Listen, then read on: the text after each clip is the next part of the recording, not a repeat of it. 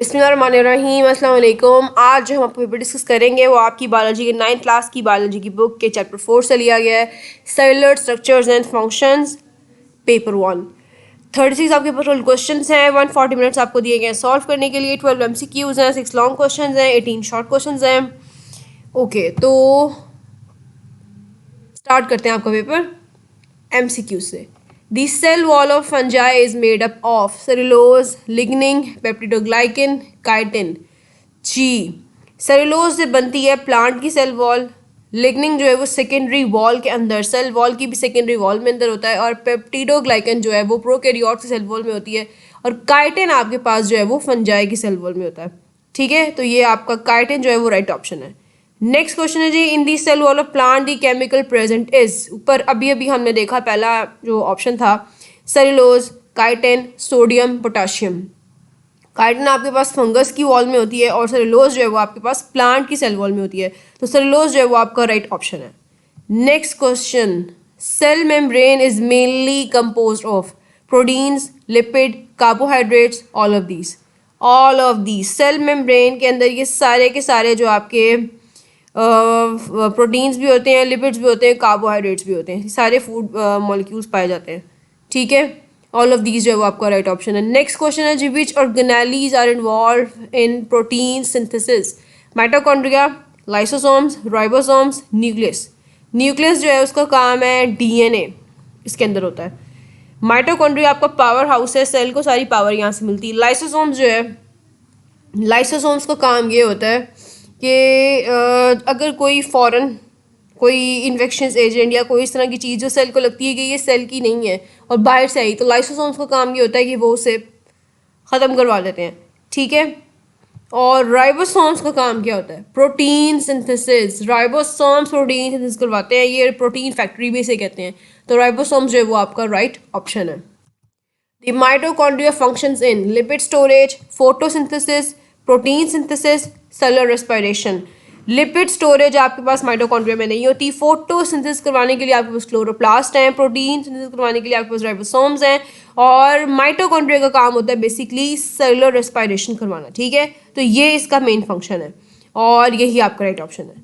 Next question है जी आपका, function of chloroplast is photosynthesis, ATP formation, protein formation, DNA replication.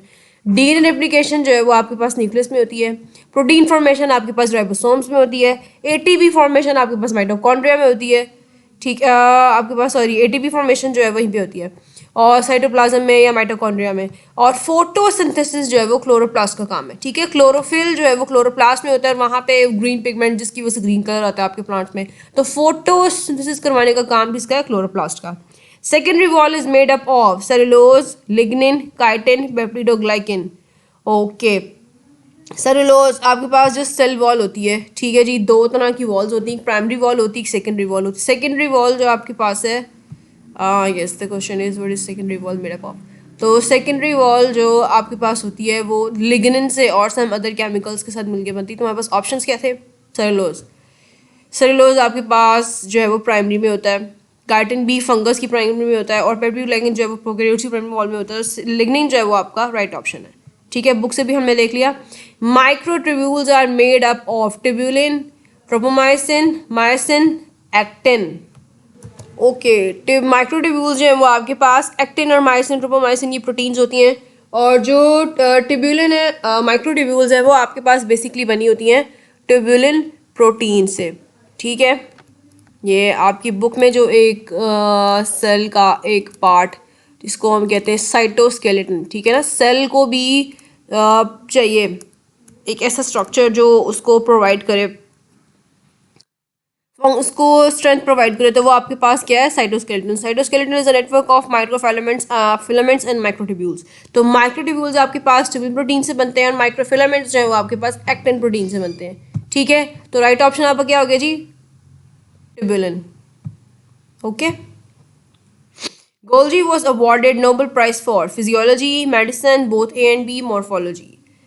Morphology जो है उसके लिए उसको नहीं मिला था। ठीक है, फिजियोलॉजी और मेडिसिन के लिए गोल्जी को जो है वो अवार्ड मिला था। तो बोथ ए एंड बी जो है वो आपका राइट ऑप्शन है।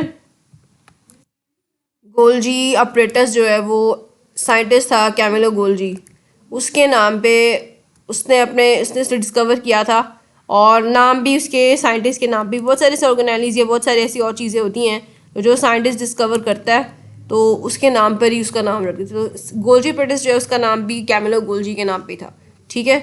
और चूंकि उसने डिस्कवर किया इसलिए इसको नाम दे दिया गया।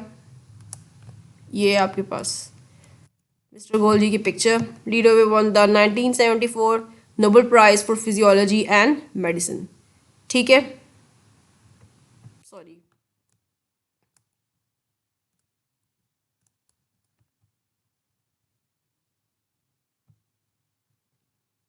फिजियोलॉजी और मेडिसिन के लिए, दोनों के लिए उसे मिला था। नेक्स्ट क्वेश्चन आपके पास है जी, animal cell has two centrioles near the exterior surface. Animal cells have two centrioles near the exterior surface of nucleus collectively called centrosomes, nucleosomes, chromosomes, nucleolus. Nucleolus नहीं है, chromosomes भी नहीं है, nucleosomes भी नहीं है, centrosomes हैं आपके पास, ठीक है जी। centriole जो है वो दो centriole जो है वो आपके पास collectively कहलाते हैं centrosome, ठीक है।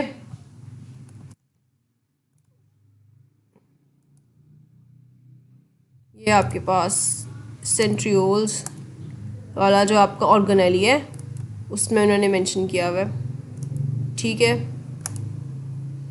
और सेंट्रोस आपके पास कलेक्टिवली जो है वो कहलाते हैं। सो थोड़ा सा नीचे है, no problem.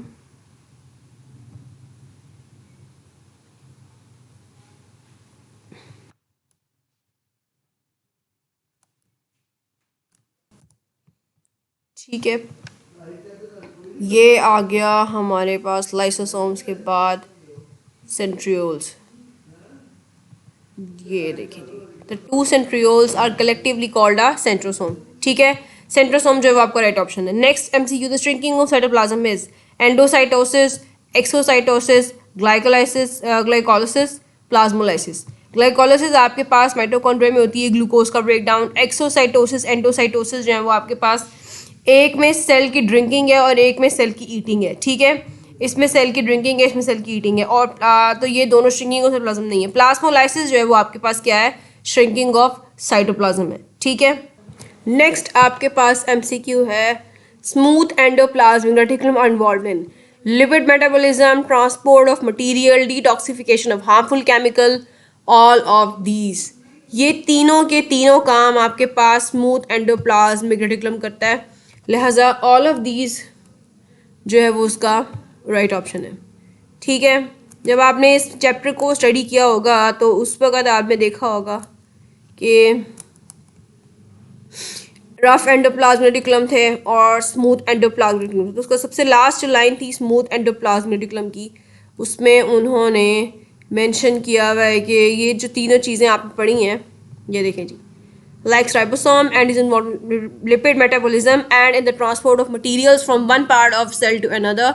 It also detoxifies the harmful chemicals that have entered cell, ठीक है। तो all of these जो है वो right option। ई बीप्स तालीम तरबियत और इम्तहानों की तैयारी का जदीद और अपनी किस्म का एक मुनफरिद निज़ाम है जो आपको घर बैठे ऑनलाइन तरीके से ना सिर्फ इम्तहानों की तैयारी खसूसी अंदाज में करवाता है बल्कि ये भी बताता है कि आपकी अब तक की तैयारी का मायार क्या है, तैयारी में क्या क्या खामियां हैं, ये खामियां कौन सी किताब के कौन से हिस्से में हैं, कौन सी गलती आप बार बार दोहराते हैं और अब तक के दिए गए पर्चों में आप ये गलती कितनी बार दोहरा चुके हैं और किस किस सवाल में आपने ये गलती दोहराई है, इस गलती को दूर कैसे किया जा सकता है। इसके अलावा पर्चे हल करने की तरकीब यानी प्रेजेंटेशन में क्या क्या गलतियाँ बार बार दोहराते हैं और अब तक के दिए गए पर्चों में वो गलतियाँ आप कितनी बार दोहरा चुके हैं और किस किस पर्चे में आपने ये गलती दोहराई है और इस गलती को दूर कैसे किया जा सकता है। आपकी लिखाई यानी हैंड राइटिंग का मायार क्या है और उसको कैसे बेहतर किया जा सकता है। नेक्स्ट आपके पास जी short question, what can happen when a lysosome bursts inside the cell and all its enzymes are released in cytoplasm। अगर आपके पास लाइसोसोम किसी सेल के अंदर बर्स्ट हो जाए किसी भी रीज़न की वजह से और उसके सारे एंजाइम रिलीज हो जाए साइटोप्लाज्म में, तो फिर क्या होगा। सबसे पहले तो देखेंगे लाइसोसोम का काम क्या है। लाइसोसोम्स में आपके पास स्ट्रॉन्ग डाइजेस्टिव एंजाइम होते हैं और इसका काम क्या होता है, जितना वेस्ट मटेरियल सेल के अंदर है या बाहर से कहीं से आया है और जो सेल के ऐसे ऑर्गेनेलीज हैं या उसका फूड है जो वेस्ट है, तो उसको डाइजेस्ट करने के लिए आपके पास ये ऑर्गेनेली होती है और इनके पास स्ट्रॉन्ग किस्म के एंजाइम्स होते हैं जिसका काम ही डाइजेशन करना होता है। अगर आपके पास लाइसोसोम्स जो है वो क्यूल के साथ अटैच होता है और उसके बाद अपना काम शुरू करता है, अगर ये बर्स्ट हो जाए तो उसके सारे एंजाइम्स जो है वो आपके साइटोप्लाज्म में फैल जाएंगे, तो उससे होगा ये कि जो आपका वेस्ट मटेरियल है वो भी फैल जाएगा। लेकिन लाइसोसोम्स जो है, सेल ने हमेशा आपके पास एक बैकअप प्लान तैयार रखा होता है। थोड़ी देर के लिए आपका सेल डैमेज ज़रूर होगा कि उसके जो एंजाइम्स हैं वो दूसरों की एक्टिविटी जगह ख़राब करेंगे और बाकी चीज़ें डाइजेस्ट करना शुरू कर देंगे, लेकिन फिर वो जो सेल है आपके पास ऐसे में वो सेल खुद ही वेस्ट हो जाएगा, ठीक है। और लाइसोसोम्स जो है वो पूरा का पूरा उस सेल को डाइजेस्ट कर जाएंगे और उसकी जगह नए सेल्स आ जाएंगे, ठीक है। तो इस तरह से आपका जो है वो वर्किंग होगी लाइसोसोम्स की, ठीक है। सेल डैमेज ज़रूर होगा लेकिन बाद में अल्टीमेटली नया सेल उसकी जगह ले लेगा के। नेक्स्ट क्वेश्चन है जी, what is difference between primary and secondary cell wall.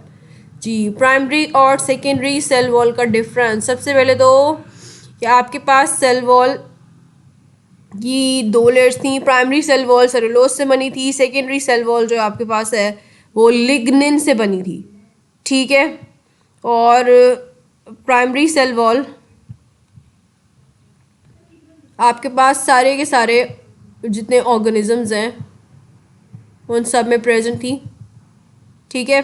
Plants में वो बनी थी सेलुलोज से, फंगस में काइटिन से, और सेकेंडरी सेल वॉल जो है वो आपके पास बनती है लिग्निन से, ठीक है।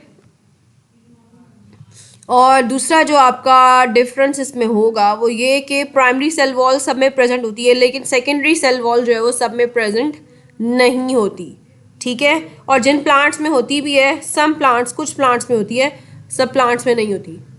तो ये दो डिफरेंसेस आ गए आपके पास। नेक्स्ट क्वेश्चन है जी, डिफाइन प्लाज्मोडेस्माटा।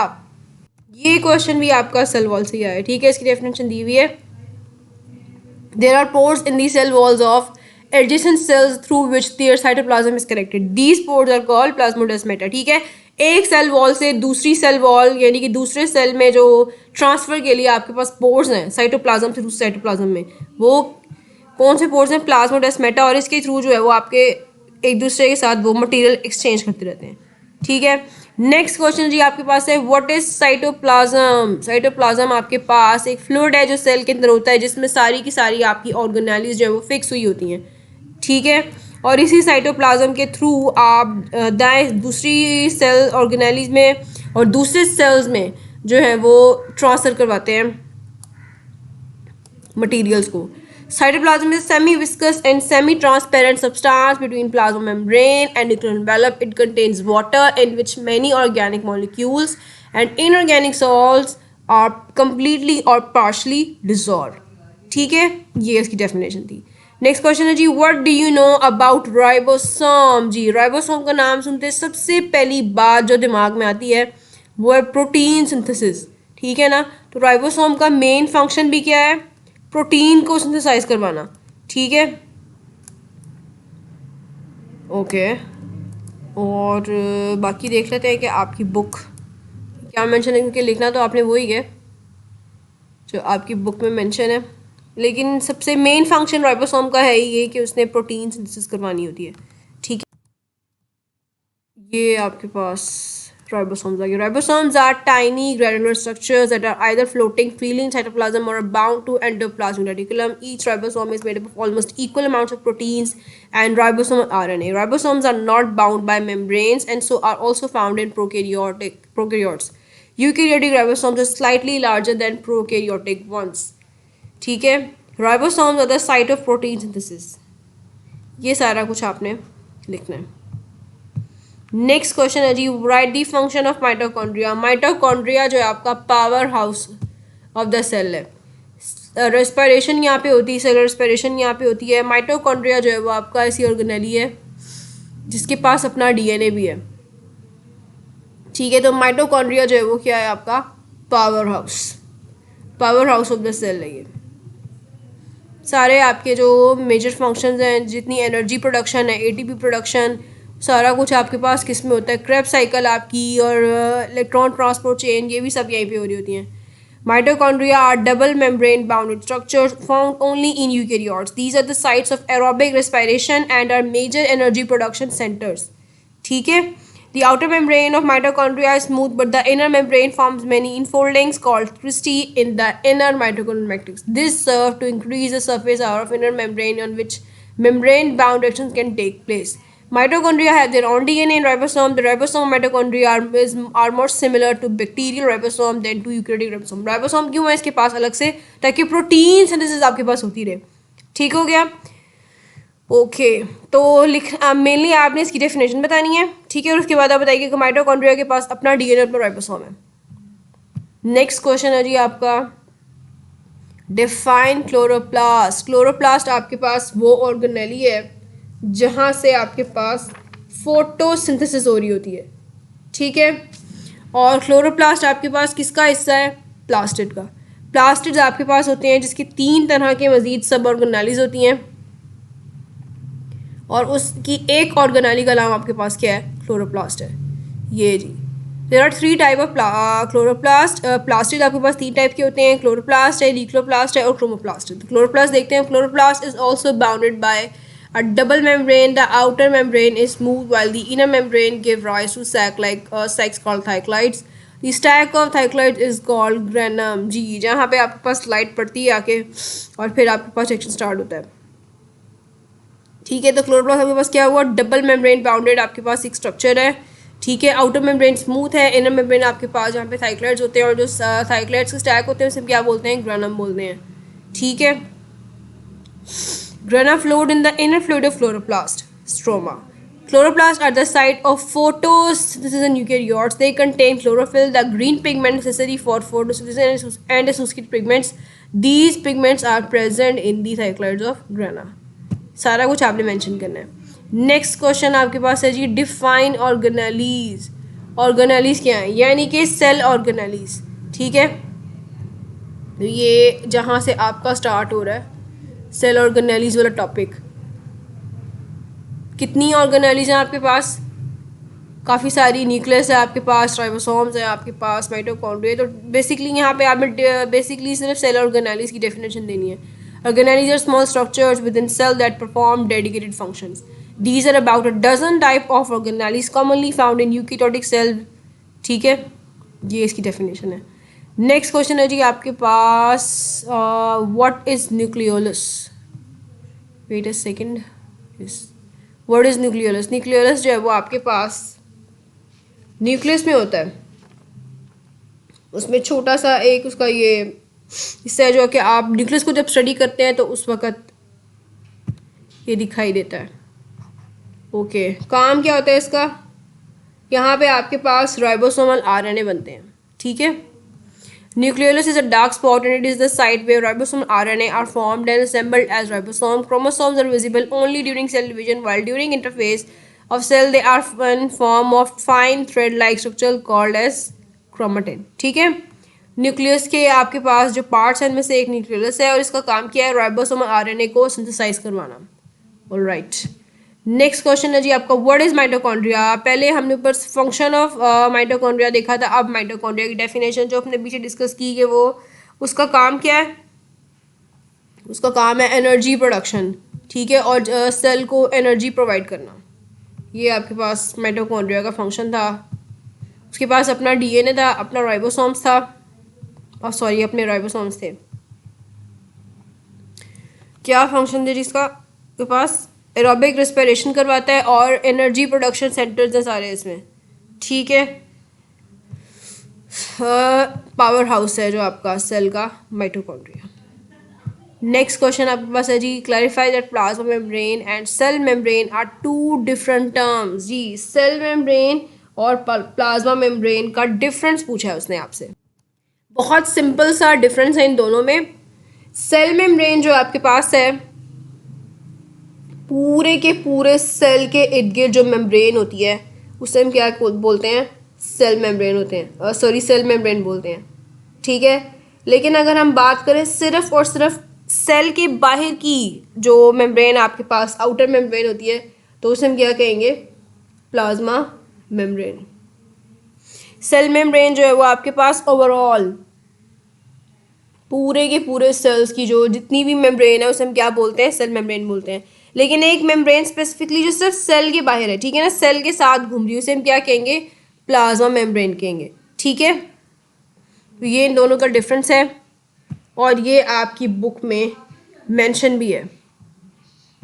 एक छोटा सा बॉक्स है वहाँ पे साइड पे मेंशन है। तो ये आपकी बुक में छोटे से बॉक्स में डिफरेंस लिखा हुआ है कि when we talk about all the membranes of a cell we say them as cell membranes. जितनी सेल की मेम्ब्रेन्स हैं वो सब की सब, सेल के बाहर, सेल के अंदर। When we talk about only the outer membrane of a cell we say it as plasma membrane. और यही इन दोनों का मेजर डिफरेंस है। ओके जी, नेक्स्ट क्वेश्चन है आपका, what is difference between microtubules and microfilaments. ऊपर एमसीक्यू जब हम सॉल्व कर रहे थे तब ये क्वेश्चन आया था। तो माइक्रोट्यूब्यूल्स आपके पास ट्यूबुलेंट प्रोटीन से बने थे और माइक्रोफिलामेंट्स जो है वो आपके पास एक्टिन प्रोटीन से बने थे, ठीक है। तो ये इन दोनों का मेजर डिफरेंस था।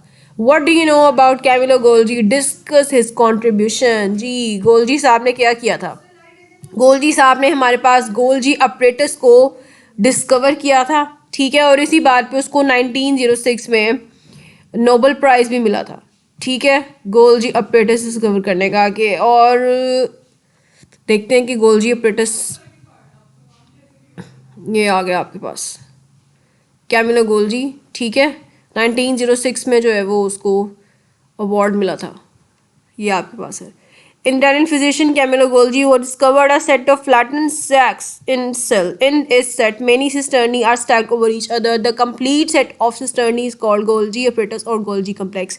It is found both in plant and animal cells. It modifies molecules coming from rough endoplasmic reticulum and packs them into small membrane bound sacs called Golgi vesicles. ठीक है, ये आपके पास इसका कंट्रीब्यूशन और Camillo Golgi का introduction भी है और उसने क्या किया था। What is the difference between food vacuole and contractile vacuole? जी, ये जो आपका क्वेश्चन है ये आपके पास आया है। वैक्यूल, ठीक है ना, वैक्यूल आपके पास जो ऑर्गेनेलीज हैं जिसके अंदर सारा आपका एक्स्ट्रा वाटर स्टोर होता है और फूड पार्टिकल्स भी स्टोर होते हैं। उसमें पूछा है उसने कि फूड वैक्यूल्स आपके पास क्या है और कॉन्ट्रैक्टाइल वैक्यूल्स आपके पास जो है, उन दोनों का डिफरेंस। जी, तो फूड वैक्यूल जो है आपके पास उसका काम क्या होता है, ये जैसे कि यहाँ पे लिखा हुआ है आपकी बुक में, फूड वैक्यूल का काम होता है डाइजेशन करना और कॉन्ट्रैक्टाइल वैक्यूल का काम आपके पास होता है ऑस्मोरेगुलेशन और सेल बर्स्ट नाउ, ठीक है ना, elimination of waste from their cell में से जो निकाल दे सारा वेस्ट है। Many cells take in materials from outside in the form of food vacuole and then digest the material with the help of lysosomes. Some unicellular organisms use contractile vacuole for the elimination of waste from their body. तो food vacuole का basic काम क्या होता है कि lysosomes की help के साथ वो आपके पास, लाइसोसोम में से भी आपके पास जाके वैक्यूल के साथ अटैच होते हैं, ठीक है ना, और फिर उनके जो एंजाइम्स होते हैं वो डाइजेशन करवाते हैं। तो फूड वैक्यूल का यही का है कि उसने लाइसोसोम्स की हेल्प के साथ मिलके आपके पास जो सेल का मटीरियल को डाइजेस्ट करना है, ठीक है। और जो कॉन्ट्रैक्टाइल वैक्यूल होते हैं उसका काम क्या होता है, एलिमिनेशन ऑफ वेस्ट होता है, ऑस्मोरेगुलेशन।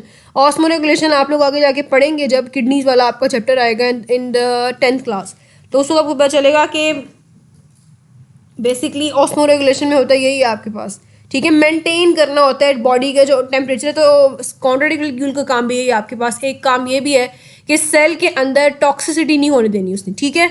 तो उसका काम क्या है, एलिमिनेशन ऑफ वेस्ट, और इस तरह वो मेंटेन रखता है आपके सेल का जो इन्वायरमेंट है, एक प्रॉपर टॉक्सिसिटी नहीं होने देता। उसके अलावा बर्स्टिंग ऑफ सेल को भी प्रिवेंट करता है। तो ये इन दोनों का मेजर डिफरेंस आ गया आपके पास। नेक्स्ट क्वेश्चन है, how cell size and shape is related to its function. जी, तो आपके पास आपकी बुक में उन्होंने 3 से 4 जो सेल्स हैं उनका शेप और साइज़ आपको समझा के बताया है कि किस तरह से उनकी फंक्शनिंग में आसानी होती है, ठीक है। तो हम उन 4 को देखते हैं। ये देखें जी, आपके पास ये आ गए, सॉरी इसकी टेबल में मौजूद है आपके पास। एक रेड ब्लड सेल की एग्जांपल दी है, are round to accommodate globular haemoglobin, ठीक है। Nerve cells are long for the transmission of nerve impulse. Xylem cells and tube like have thick walls for conduction of water and support.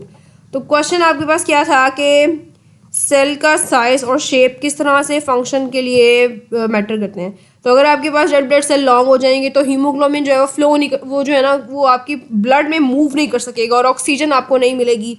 अगर nerve cells आपके जो है वो circular होंगे, आपके पास circle की शेप में होंगे, तो नर्व इम्पल्स की ट्रांसमिशन पॉसिबल नहीं है। और अगर जाइलम सेल आपके पास थिक ना हो, थिन हो, तो फिर वाटर जो है वो बर्स्ट कर दे अपने प्रेशर के साथ और आपके पास सेल जो है या टिश्यू डिस्ट्रॉय हो जाए। इसलिए सेल का साइज और उसकी शेप उसके फंक्शन के अकॉर्डिंग बहुत ज़्यादा मैटर करती है। ठीक है, नेक्स्ट क्वेश्चन आपके पास है differentiate between smooth endoplasmic reticulum and rough endoplasmic reticulum. तो इन दोनों का डिफरेंस जो है वो आपके पास बहुत अच्छे से उसने आपकी बुक में बताया हुआ है। ठीक है, उसको आपने वैसे के वैसे ही याद करना है। ठीक है, और जैसे आपकी बुक में लिखा है वैसे ही आपने लिखना है हेडिंग्स दे के। ठीक है, अभी हम देख लेते हैं कि आपकी बुक में ये आ गया। Rough endoplasmic reticulum is so name because of its rough appearance and numerous ribosomes that are attached to it. Due to presence of ribosome, rough endoplasmic reticulum serves a function in protein synthesis. और smooth endoplasmic reticulum में आपके पास ribosome नहीं होते, इसमें ribosome होते हैं, इसमें lipid metabolism होता है, डिटॉक्सिफाइज हार्मफुल केमिकल्स और उसके अलावा एक पार्ट से दूसरे पार्ट ऑफ सेल में ट्रांसपोर्ट करता है मटीरियल्स को। बहुत क्लियर डिफरेंसेस आपको दिए गए हैं, मेंशन किए हैं। अब नेक्स्ट आपके आ जाते हैं जी, शॉर्ट क्वेश्चन कंप्लीट हो गए, लॉन्ग क्वेश्चन आ गए। Describe different type of plastid. इसमें आपका ये प्लास्टिड वाला जो टॉपिक है पूरा का पूरा आएगा इसमें।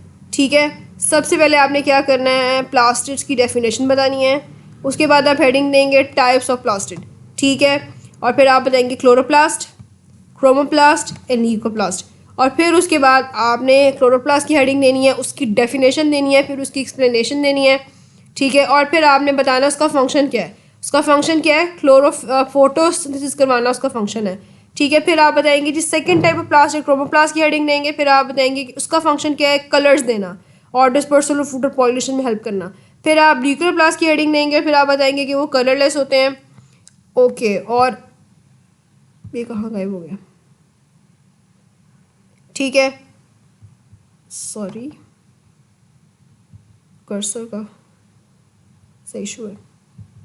ठीक है, इसी तरह आप ल्यूकोप्लास्ट की हेडिंग देंगे और फिर आप बताएंगे कि उसका क्या यूज़ है।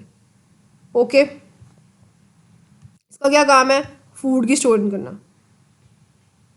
नेक्स्ट आपके पास क्वेश्चन है जी, write a note on endoplasmic reticulum. इसमें भी आपने यही करना है, सबसे पहले आपने हेडिंग देनी है एंडोप्लाज्मिक रेटिकुलम की, आपने उसकी डेफिनेशन बतानी है, फिर आपने बताना है कि उसके दो टाइप्स हैं, रफ एंडोप्लाज्मिक रेटिकुलम और स्मूथ एंडोप्लाज्मिक रेटिकुलम, और फिर आपने उन दोनों को बताना है और अलग हेडिंग देनी है उसकी फंक्शनिंग की, फिर आपने इसका बताना है और इसकी भी फंक्शनिंग की हेडिंग देनी है, और इस तरह से आपका क्वेश्चन बहुत ज़बरदस्त सा बन जाएगा।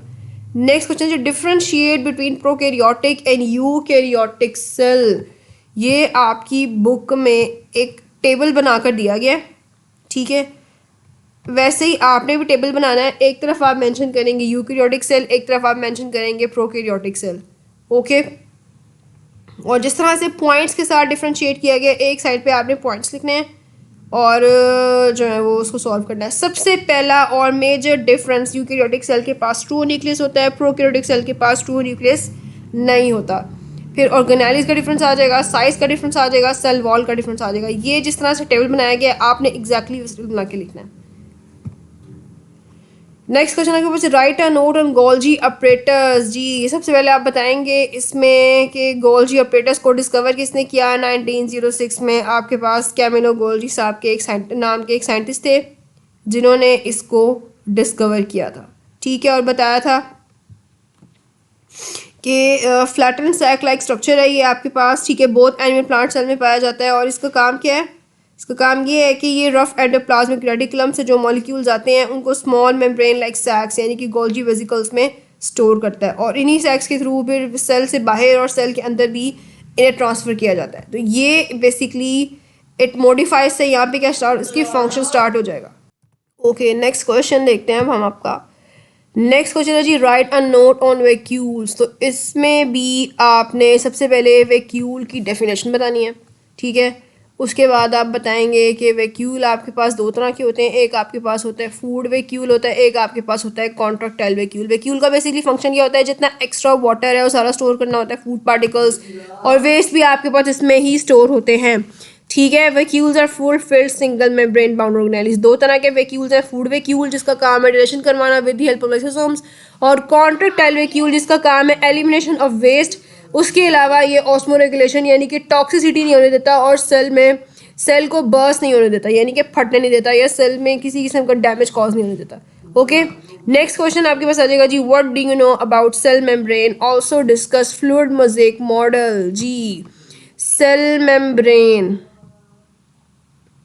ये आपके पास आ गई, सेल मेम्ब्रेन आपके पास आ गई, और ये आपके पास आ गया फ्लूइड मोज़ेक मॉडल। सबसे पहले तो हम ये बताएंगे कि सेल मेम्ब्रेन आपके पास क्या होती है। सेल मेम्ब्रेन आपके पास जितने भी आपके पास सेल के अंदर की मेम्ब्रेन्स हैं और सेल की आउटर जो जितनी मेम्ब्रेन्स हैं वो सब की सब आपके पास क्या होती है, सेल मेम्ब्रेन होती हैं। फिर आप बताएंगे कि सेल मेम्ब्रेन का फंक्शन क्या है। Cell membrane function as a semi permeable barrier allowing a very few molecules across it with while fencing the majority of chemicals inside cell, ठीक है। In this way cell membranes maintain the internal composition of cell. Next आपके पास आ जाता है fluid mosaic model. Fluid mosaic model की आप heading देंगे, ठीक है। उसमें आप बताएंगे chemical analysis reveal that cell membrane is mainly composed of proteins and lipids with small quantities of carbohydrates. Electron microscopic examination of cell membranes have led to development of fluid mosaic model of cell membrane. फिर आप heading देंगे, बताएंगे कि वो क्या। According to this model, there is a lipid bilayer in which the protein molecules are embedded. The lipid bilayer gives fluidity and elasticity to its membrane. Small amounts of carbohydrates are also found in cell membrane. They are joined with proteins of lipids of membrane. और फिर ये structure ये definitely आपने बनाना है, long question है, किसी सूरत miss करने के बारे में सोचिएगा भी मत, ठीक है। इस तरह ये पेपर आपका कंप्लीट हुआ। कोई कमी पेशी हो, आपको लगे कि कोई सवाल अच्छे से डिस्कस नहीं हुआ या मज़ीद अच्छे से डिस्कस हो सकता था, ज़रूर बताइएगा। अभी के लिए बेस्ट ऑफ लक एंड अल्लाह हाफ़िज़।